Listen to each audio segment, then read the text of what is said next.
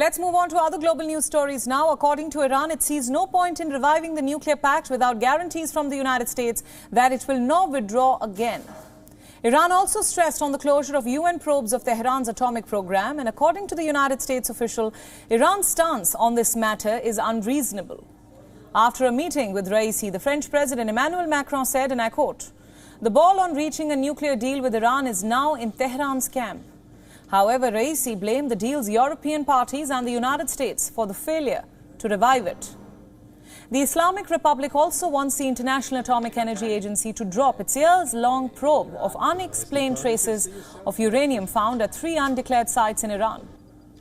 The resolution of the so-called safeguards investigation is critical to the IAEA. The agency seeks to ensure that parties to the Nuclear Non-Proliferation Treaty are not secretly diverting nuclear material, which they could then use to make a weapon. However, Iran denies any such ambition.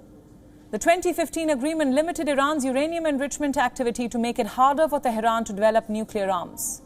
And this was done in return for lifting international sanctions.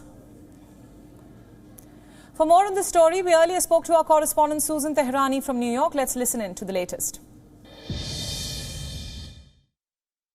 Iran acquire a nuclear weapon, and then, we just go in circles, Iran saying that it's not acquiring a nuclear weapon.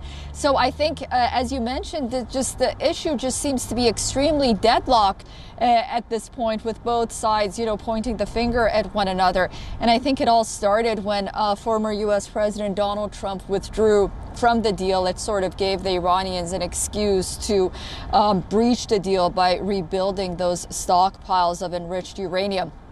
And what the U.S. is saying is, at this point, the expectations that are coming from Tehran are a little bit outrageous, because what they're asking is for the United States and European countries to interfere in the independence of the IAEA and sort of tell the IAEA, or request from the IAEA, to have a hands-off approach when it comes to investigating Iran's nuclear sites.